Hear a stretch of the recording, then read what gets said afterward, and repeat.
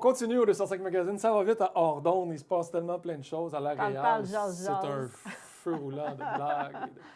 On est accompagné de Dominique Bernier, qui est agente de développement pour le comité touristique Cratères et Marées, qui regroupe, vous le savez, 3 municipalités. 2 municipalités.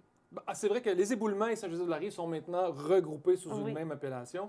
Et une belle association avec Saint-Irénée, qui représente un grand secteur de ce cratère incroyable qui a été formé près de 350 millions d'années, là où nous n'y étions pas. Heureusement. Heureusement. Bref, Dominique Bernier, bienvenue au 205 Magazine.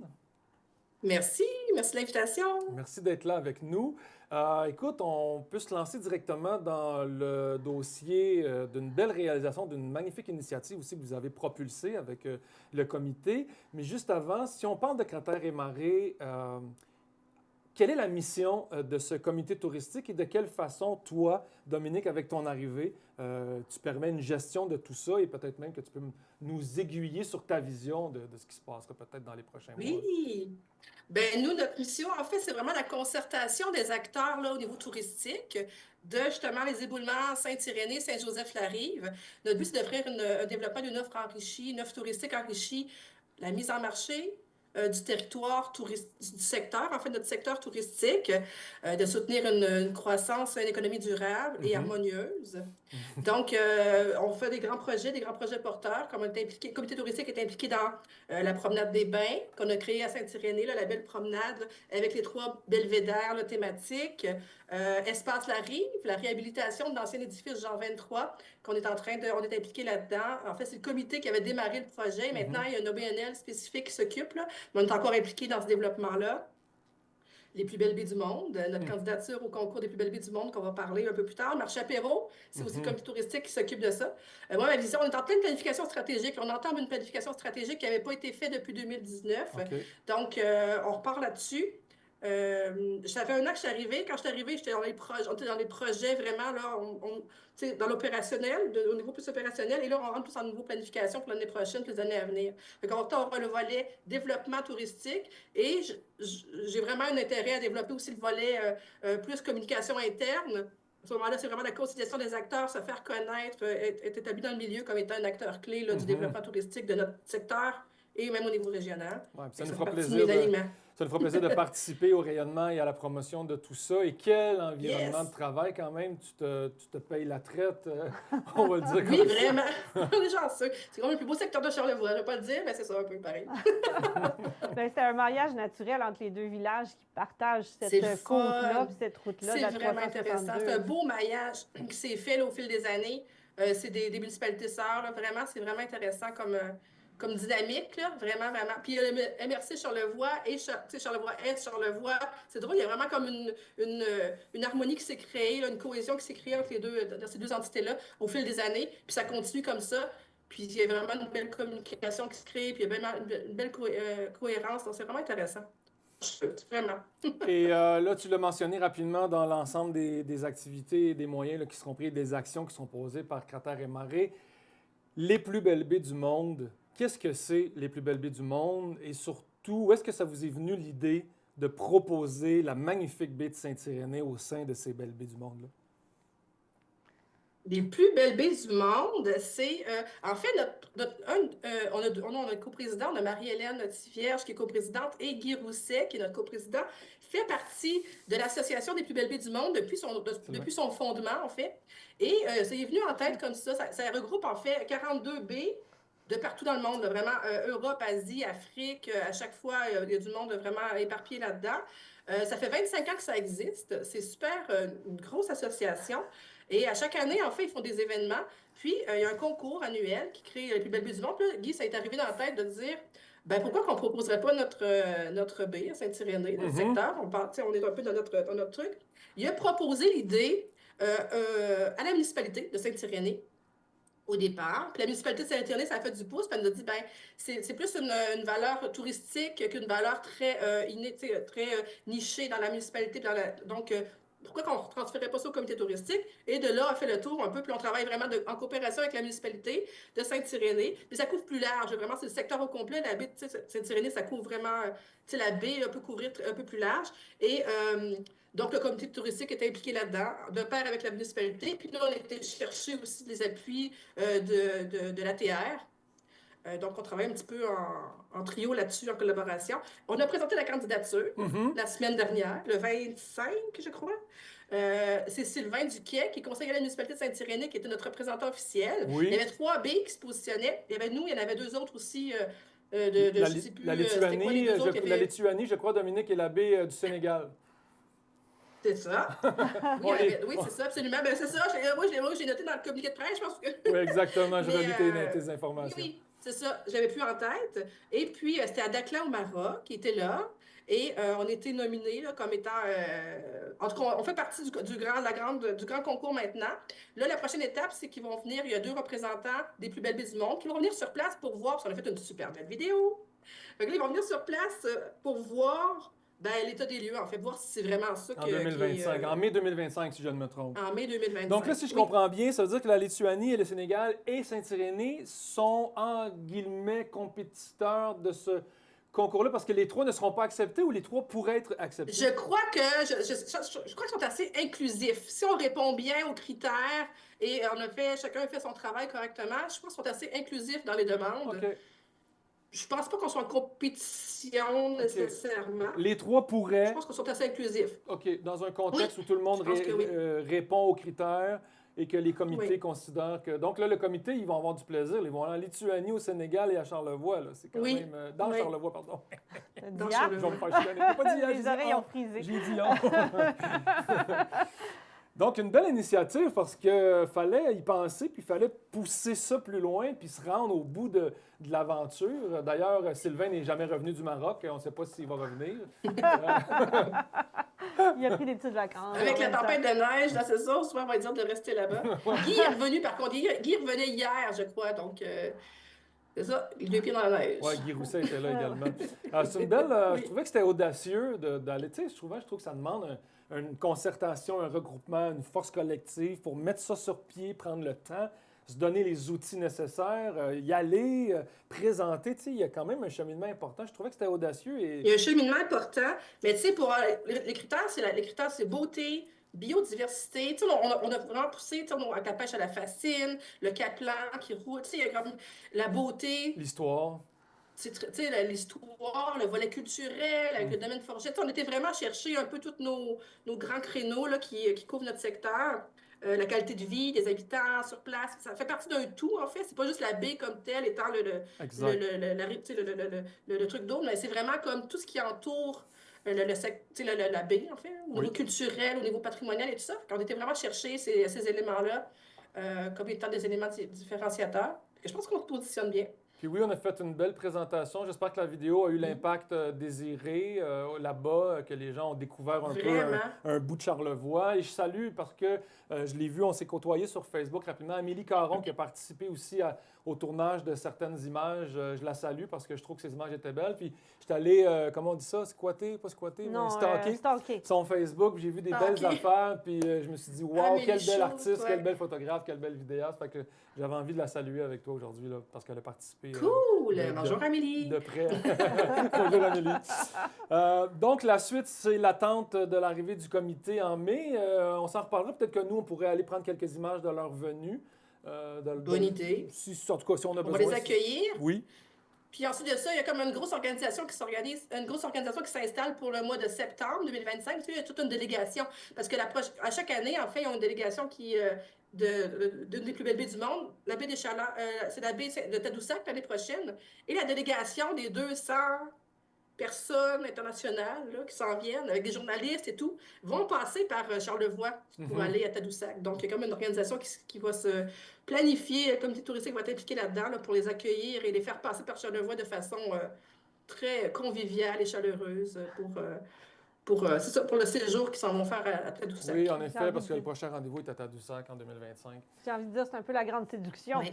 On se retrouve un peu comme la grande séduction, ça va être ça un peu, là, les faisant passer par ici. Ouais. Ouais. Et puis, on espère du beau On va rayonnement. s'organiser avec ça. On espère du beau rayonnement à long terme de faire partie de ce regroupement-là. Ce que ça peut attirer pour Saint-Irénée, c'est d'attirer l'œil à l'international sur notre petit village charlevoisien.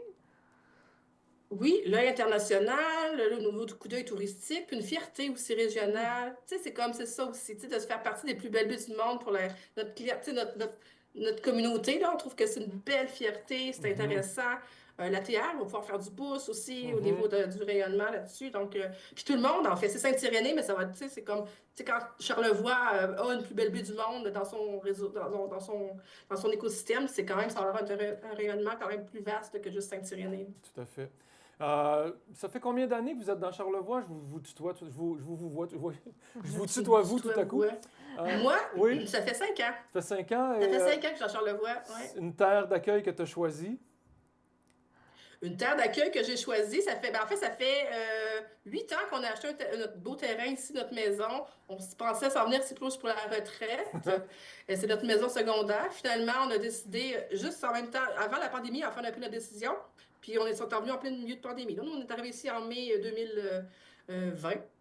Donc, en mai 2020, on a décidé de faire le grand changement. On a tout laissé à Montréal, on était à Montréal. On a tout laissé là-bas. Je venais d'accoucher d'un bambin.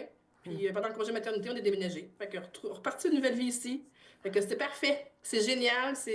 J'adore vraiment ça. Ça fait 1 an que je travaille vraiment là, ici dans la région.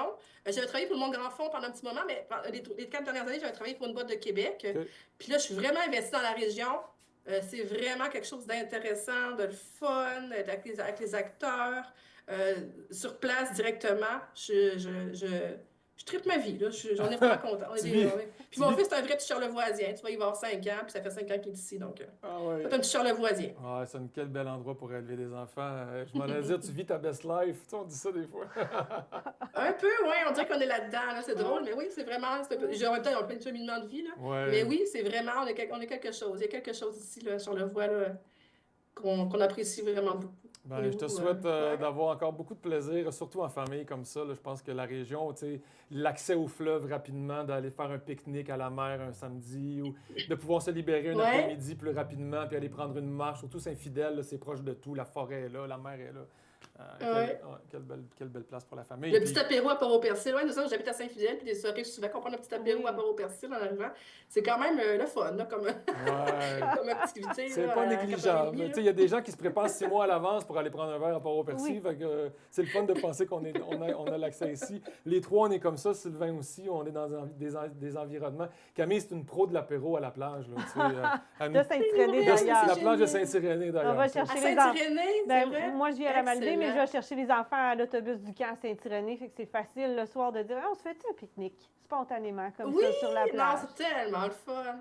Et puis je vous invite, là, si vous aimez ça, le pique-nique, puis la petite plage et tout, là, il y a Saint-Joseph-la-Rive, vraiment l'espace La Rive, qui est un espace, je sais pas ce que drôle, parce qu'on en parlait juste avant, un espace là, citoyen tellement cool, qui va avoir des événements. On a eu 3 événements signature à l'automne. Puis l'été prochain, ça s'en revient, là, puis c'est très familial, c'est accueillant, c'est le fun. On peut prendre l'apéro, puis les enfants peuvent jouer en même temps. C'est quelque chose. Est-ce que je me trompe, il y a eu des activités d'Halloween d'ailleurs avant l'automne? Il y a eu une activité d'Halloween, il y a eu une activité, il y avait un conteur, il y a eu un DJ à un moment donné. Il y a eu aussi des chanteurs de la région. Là, c'est, je sais quoi son nom, mais il y avait une chanteuse de la région qui était avec un petit groupe là, de musique. Puis c'est idéal. Tu peux prendre un verre en même temps qu'une petite bouffe, puis en même temps que les enfants jouent, il y a des activités pour tout le monde. C'est multi-générationnel. C'était une belle place aussi à découvrir. Là. On en parlera une prochaine fois. C'est vraiment un bijou. Les trois, là, quand tu y penses, là, quelqu'un qui n'a jamais vu ça, Saint-Irénée, les éboulements, Saint-Joe, là, quelqu'un qui découvre ça pour la première fois, il peut tomber à terre. C'est une belle brochette. C'est une belle brochette. C'est pas juste des petits de cow-boys. Là. On fait référence à Ils vendent des... Comment ça s'appelle? Mais non, mais là, justement, c'est dans son territoire. C'est la ferme Éboulementaise. Je parlais du marché de Noël. ils vendaient des pissettes de cow-boy. C'est des saucisses merguez enroulées de bacon. Là, il fait une petite référence à cette brochette-là. Ah, d'accord! Le nouveau terme! OK, oui, bon. Ça a l'air que c'est ça qui se passe à la ferme Éboulementaise. J'imagine le cow-boy qui entend ça. Il ne doit pas être content. Merci beaucoup, Dominique, de ta présence. On étire la sauce, mais c'est avec grand plaisir. Puis c'était un bonheur de te découvrir aussi. On s'est côtoyés rapidement là, sur une production là, qu'on a essayé de ficeler dans des délais incroyables. Mais Bref, on aura l'occasion Cool, de oui, se recroiser oui, merci, puis hein. de se revoir avec plaisir. Là. Merci beaucoup. Excellent! Ben, merci de m'avoir accueilli. Camille et Patrice, on se dit à bientôt. À très bientôt. On s'en va voir cette production-là, Bye, justement. merci! Oui, on se laisse sur la vidéo qu'on a créée. On la présente Cool. ici à la télé. Là, c'est en primeur. Là, c'est la première fois qu'on la diffuse. Donc, vous allez découvrir cette plus Yeah! belle baie du monde. On l'espère.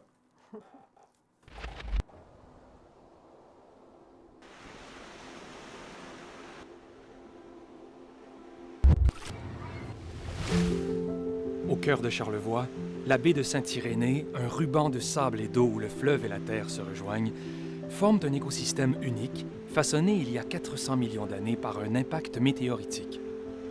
Ce phénomène accidentel, combiné à la richesse de sa biodiversité, confère à ce lieu un caractère exceptionnel, propice à l'émerveillement et à la contemplation.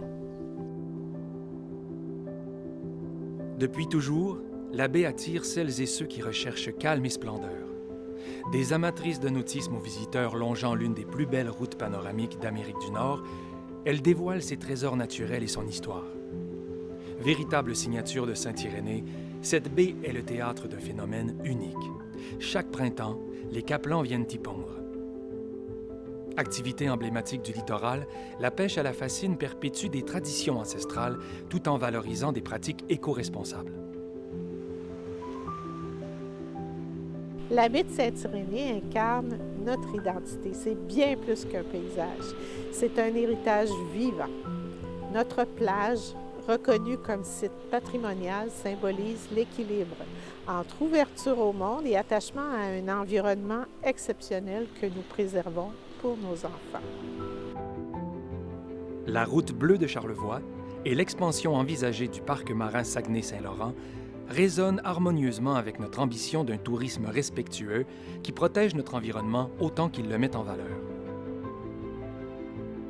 En tant qu'association touristique régionale, notre priorité, c'est de favoriser une découverte qui soit respectueuse des merveilles de notre région. On sait, la nature et l'environnement sont nos joyaux les plus précieux. Il est essentiel de les préserver et de les mettre en valeur de façon durable. Niché dans ce cadre enchanteur, le domaine Forget brille comme un phare culturel. Réputé à l'international, il attire chaque année des artistes et des passionnés de musique, renforçant le caractère exceptionnel de la plus belle plage de Charlevoix. Nous sommes fiers que notre baie, bordée d'un patrimoine culturel aussi riche, soit un lieu où art et nature s'unissent. Le domaine Forget est un fidèle ambassadeur de cette symbiose. Les rives de Saint-Irénée ont vu naître quelques 24 goélettes, témoins d'une époque où les voitures d'eau faisaient le lien entre les villages côtiers le long du fleuve Saint-Laurent. Ce patrimoine unique enrichit l'identité maritime de notre région et s'inscrit dans l'ADN de notre baie. Les goélettes, nées sur nos rives, témoignent de notre lien profond avec le fleuve. Préserver ce patrimoine, c'est célébrer cet équilibre précieux entre l'homme et la nature, un équilibre que nous nous engageons à transmettre aux générations futures. J'aime ma baie de Saint-Irénée. Elle est belle. C'est là où je veux toujours revenir. Protéger, sensibiliser et partager. Voici la vision portée par la baie de Saint-Irénée au sein du réseau des plus belles baies du monde. Ensemble, faisons résonner notre amour pour ce lieu d'exception.